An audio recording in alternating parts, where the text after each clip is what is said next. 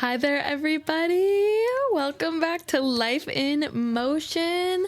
I am your host, Grace Becker. I'm a licensed mental health therapist and an enthusiast of life. And I'm happy to have you all here with me today. Thank you for joining me. Thank you for being here. Clap, clap, clap, clap, clap. Clap to all of you for making it here today. If you're listening to this on its release day, it's Thursday. So that means that your work week is almost over, or it's done, or you ain't gotta work. Good for you. But how do you do that in this economy? Anyways, wherever you're joining me from, wherever you're joining me at in your life, I am happy that you chose to tune in with me today, and to spend some time with me. I've been doing pretty good. I don't really know if I have anything to update you guys on, except for I love my fit today. I feel like it's so cute. I love wearing a long skirt.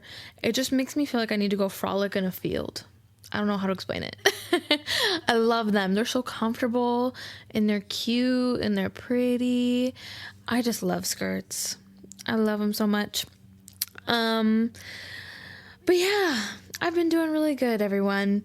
So for today's episode, this was one of my 3 that I was talking about in my last episode, how there was like 3 different things I have been working on that I was really excited about. And today's content is one of them. So today we are talking about how to read people. And I was thinking about this topic because I was like observing like one of my clients, and I always observe my clients, and I'm just like, wow, like when I talk to people, even if it's not clients, even if it's people I just know in life, I observe people and what they're doing and what they're, what I observe and what it tells me. And so I was just like, my job, I am trained how to observe people, how to read them, how to read people, how to listen to them, to communicate to them, body language, so many different things and patterns and behavior that I was just like, this would be a super interesting topic, I think, to share with all of you, because maybe you can observe and read some different things when it comes to people. So for today, I'm going to get into some different signs or things you can notice, how to listen closely to what a person is saying and how, looking for patterns, not just the little single one-offs that people have, noticing how you feel around them, test subtly for authenticity, learn their personality type through their behavior, be present, and drop your assumptions. So we got a lot to get into today, everybody. So I'm really excited. Let's just jump into it right away. Okay, so number 1 on how to read people, observe their body language. And some things you can look for are things like crossed arms.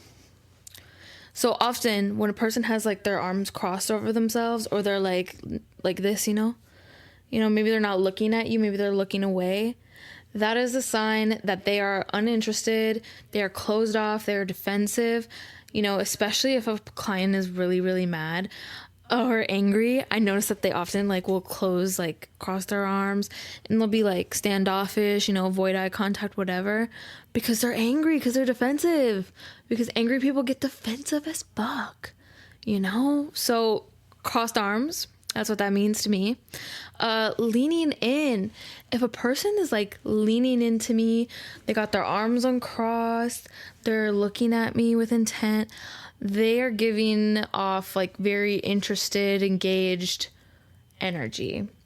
So I remember being in grad school, and we would do mock sessions in our classes and with people. And one of the things we were tested on and that we were taught to do is for therapists to have that open body language. Because when you open yourself up, and you have like eye contact and you're leaning in towards a person, you're showing interest, you're showing accessibility, and that people can trust you, right? Like, cause you don't have anything to hide, you know what I mean? You're not closed off. So that kind of is what that tells me. Another thing is feet pointing away. So I don't know if any of you have ever seen those videos that have circulated of how, like, if two people, of like a couple's in the car and the one person's knees or feet are pointing away from someone, that means they're not interested. People's feet will usually point in the direction of something they are interested in, or they have I don't want to say attachment, but just a curiosity with. So look for where the feet are pointing, especially if they're pointing away. If there is any tension in a person's body, specifically their jaw, their neck, or their shoulders, like I can really tell when a person is tense, or if their like body or legs are tensed up, if a person's sitting, maybe kind of rocking, that might tell me that they're stressed or they're frustrated with something. Most often I've noticed it's more so stress or unease, kind of mistrust almost. If a person doesn't feel comfortable or safe, or like they can trust you, they are going to have sometimes that nervous, stressful body language going on. The last body language sign that I wrote down here is fidgeting. So yes, a person who fidgets, like sometimes it's just to distract yourself, but a lot of the times it tells me that you might be nervous or maybe uncomfortable, and you need something to like play with, to distract yourself, and it almost kind of eases up conversation. A lot of times if a client is not really engaging with me, especially if it's a younger person, I will encourage a game. I will encourage them to use fidget toys to color, because it's almost easier to get comfortable and to open up when you have something to fidget with, to distract yourself, because you can pull yourself out of that reality. Other things with body language, I look for micro expressions with people and their facial expressions. So depending on if it's like a couple, individual, a family that I'm working with, or a person in my personal life, whenever I'm talking to somebody or they're engaging with another person, I look for their face. When like people are getting married, and some people will like turn and look at the bride, and others will say, yeah, well, I turn and I look at the groom to see what he's doing. That's me. I'm the person who turns and looks to the groom. That is what can really tell you a lot about how a person is feeling and maybe thinking in a situation, is you look at them and you notice little micro expressions, a frown or a smile. Where are their eyes looking? What can you tell by the way their eyebrows are dipped, or their mouth is curved? Their nose maybe is like, I don't know, like tightened up. Where's their head leaning? Like look for those different things for a person's expression, because it can reveal a lot about how a person is feeling. Number 2, listen closely to what they say and how they say it. So a person's word choice, what they say, tells you a lot about them. I often talk about replacing languages like you with I. So rather than you statements, I statements, because when a person uses the word I, it's typically to take ownership of something, of like, yes, this is how I feel. This is something I did. This is what I think. They're taking ownership of something that's very personal to them. When a person says you or they're often very avoidant. They tend to avoid. They don't take accountability. So paying attention to if a person is saying I or you.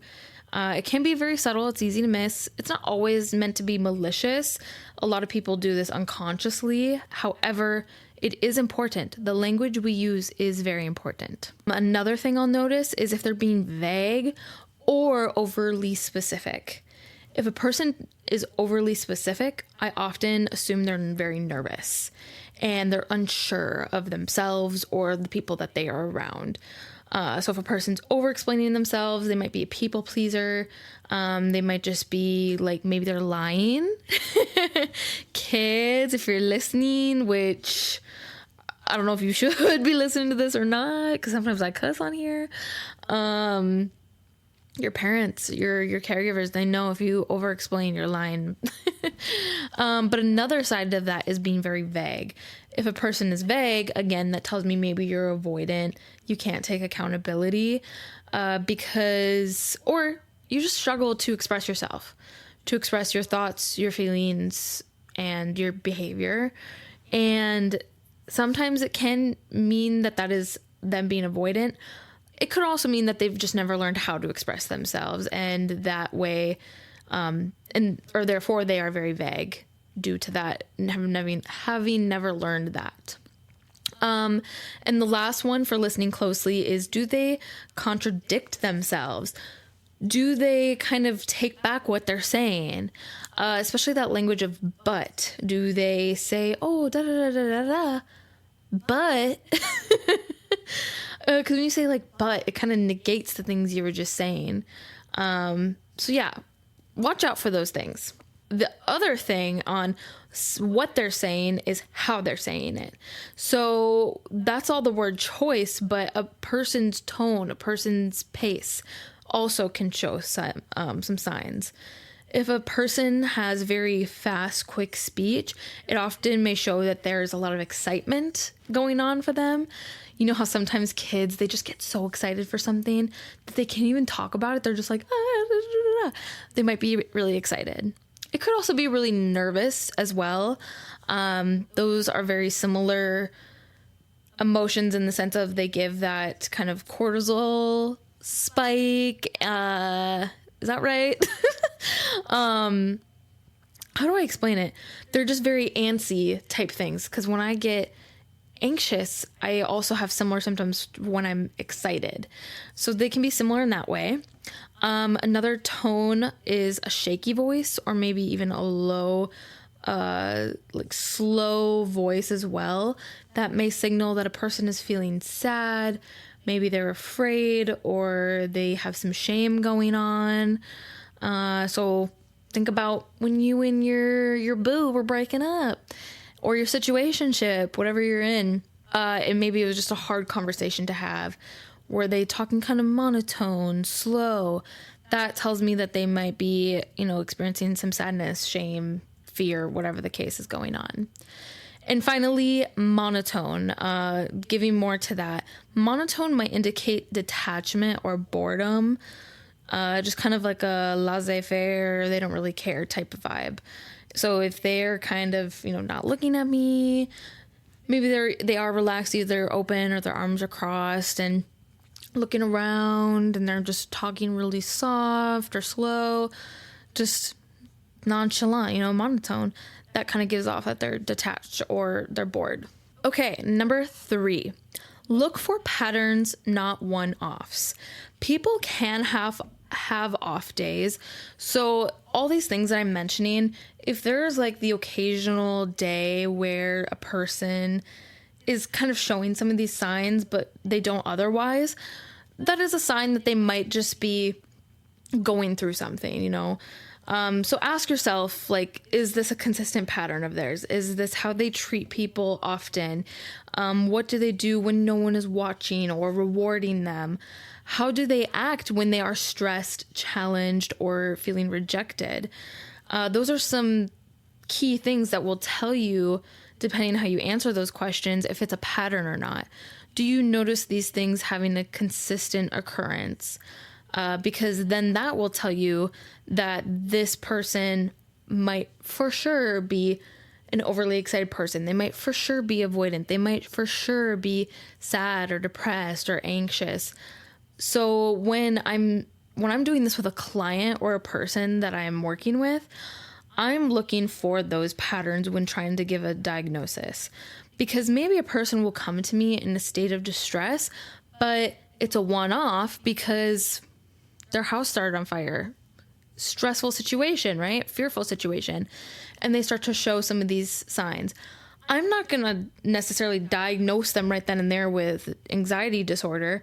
It might be an adjustment disorder because they're going through a situation that is causing this distress. You know what I mean? It is very, it depends on the person, the situation. But look for those patterns, not just the one-offs. Number 4, notice how you feel around them.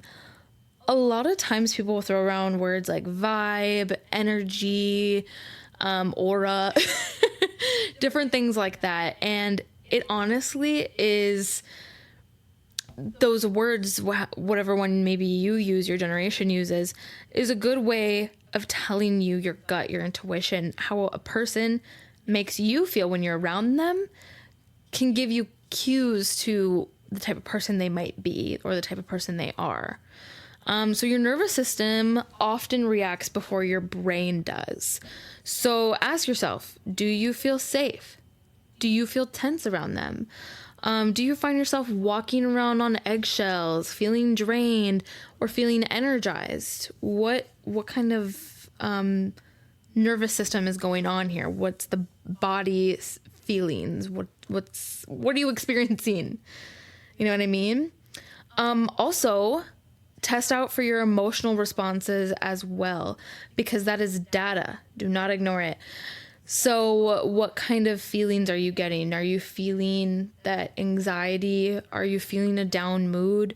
Do you notice that you have one energy walking into an interaction and then leave the interaction completely different? Check it out. If it's something that you like, maybe stick around that person. If it's something you don't like, maybe get away from them, So that was number 4. Number 5 is test subtly for authenticity. So a lot of times people say, oh, I don't want to be tested. I feel like they're testing me. But I say, test them. Test the person, because if this is going to be a friend, a partner, a family person, whoever, you got to test them. Not necessarily to be malicious, but just to see if they're the person for you. Like if they fit in your life and they're what you're looking for.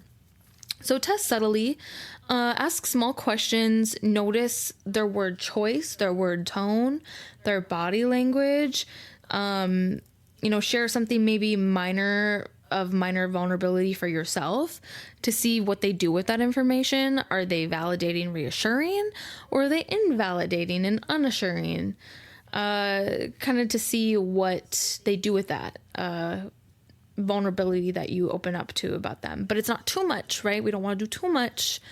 We don't want to be too vulnerable because that could end up hurting you in the process, and we don't want that. And you can also ask yourself, do they respect boundaries when you say no? This is such a big one. Families, couples, people with themselves, everyone at some point needs to work on setting boundaries or has set boundaries in the past. And this can be a difficult one to understand or to practice setting, especially if you're a people pleaser. But how a person responds to you setting a boundary gives major hints to the type of person they are. If you say no to something or you very clearly lay out your line and they go against it, knowing that, okay, there's a consequence to this, then that person to me is like malicious intent or harmful intent, like they don't give much respect to you. It just depends what that boundary is being set for and what it was. So pay attention to how another responds to you setting your own boundaries with them. Number 6, learn their personality type through behavior. So a lot of you may have taken personality tests. You may, introvert, extrovert, like that type of stuff. And you can literally go do a personality test if you want to. But even just paying attention to simple things like, are they more introverted, extroverted? Do they feel recharged when they are alone or when they are with other people? And neither one is good or bad. It's just, how do they recharge? What are you looking for in a person? Me, when I'm coming at it from a therapist perspective, I'm not looking for anything specific when it comes to introvert, extrovert. I just want to know how people like to recharge themselves, how they like to fill their cup up. The next thing I think about is, are they a thinker or are they a feeler? Do they tend to lean on logic, facts, data, evidence? Or do they tend to lean on emotion, beliefs, values, empathy, things like that? Because everybody has this very logical side of them and this very emotional side of them. Some of you may have heard of this DBT skill called wise mind, which goes to say that it's kind of the perfect balance of the two. If a person can engage in that, that is amazing. Wise mind is great. And I would still say that people do have a tendency to have to especially try harder to engage in another one. So for example, I tend to be a feeler. However, I do practice very hard to incorporate that thinker side of me, that logical side of me, especially if I'm feeling anxious or irrational, to get to that wise mind. So everyone has this side that they tend to lean on, and just something that you can look for when you're trying to get a read on people. The final one with that is, are they structured or are they flexible? Do they prefer plans or spontaneous outgoings? If a person is structured, it might tell me a few things. It could tell me that they are anxious, that they are controlling, that they are rigid, that they are etc. If a person is flexible, it could tell me maybe they are lazy, maybe they are relaxed, maybe they are calm. You know, it doesn't have to be good, bad. People are not always so black and white like that. But, you know, noticing those patterns of, are they structured or are they flexible, can give you cues to who a person is. You can also pay attention to a person's values. What do they tend to prioritize in their life? What do they try to control? How do they express certain privileges or freedoms? How do they connect with others? How do they celebrate or praise achievement in themselves or other people? Just some kind of some things you can look for in a person. There's a lot. But hopefully these will give you just a kind of an idea of what to look for. And the very last one that I have for how to get a read on people is to be present and drop your assumptions. This is what they do to you in grad school and undergrad. This is what they will do. They will go through all these different things on how to get a read on people. Body language, words, tone, facial expressions, how they interact with other people, maybe their personality type, how they noticing how you feel around them. All these different things you will do to try and get a read on people. And at the end of it all, when you think like, yeah, I got a read on this person, grad school will smack you up inside the head with a textbook that you paid $500 for that's heavy as fuck and say, don't make assumptions. Me and you both. Because, you know, all of these things at the end of the day, they are the things that we are observing. It's very objective. It's not subjective. We're not in with that person. At the end of the day, that person knows how they feel. They know what they are thinking, and they know their actions. Of course, there are facts that we can see that we can bring to that conversation or to the table. But at the end of the day, people reveal themselves in subtle, quiet ways. So what we are trying to bring attention to is, what are those subtle, quiet ways that they are presenting themselves, that they're trying to show you who they are? And don't rush to put a label on them. Just notice it, you know, like go about your day, read people like how I've given you tips on how to do. But at the end of the day, like, don't rush to put a label on them right away. Give them a chance as well to show you the type of person that they are. And finally, I would always recommend practicing active listening. Active listening is less about listening to react and more about listening to respond to people. When another person is talking, are you thinking about what you want to say next? Or are you engaging with them, maybe asking them a follow-up question, mirroring back what they're saying, providing validation, providing empathy? You know, what are you doing? Are you making it about you? Are you changing the subject? Like, are you just reacting right away with your perspective rather than honing in on what they have to share? So those are some things. If you want to sharpen your skills on this, a fun little exercise to do that I've had to do for grad school or undergrad school before is watch a movie, watch a TV show, go sit in a public place, a coffee shop, the store, wherever you want to go, and notice these things that I've shared in this episode. Like, look for the body language, look for the tone, look for patterns, look for those subtle tests, look for their personality type, look for all of these different things. And just see what you can find.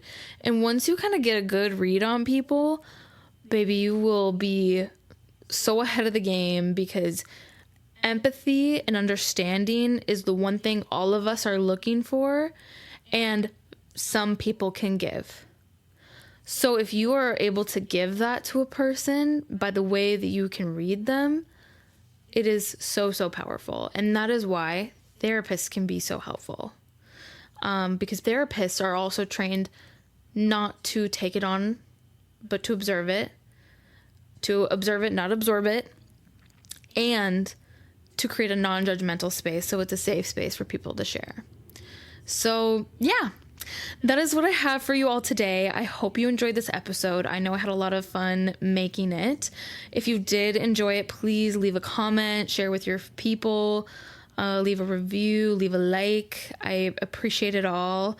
If you made it this far in the episode, let's have you comment down a book. Comment and a book emoji, because we're going to read on people. You know what I'm saying? A read on them. So comment a book down below for me, please. But yeah. Shout out to my editor, Ben. Thank you for all of your help. If any of you want to get in contact with me or connect with me over social media, all of that will be linked down in the show notes below. I post the podcast every Thursday, so make sure to stay tuned in to hear all about life in motion. But until next week, embrace the chaos and find the beauty. Bye.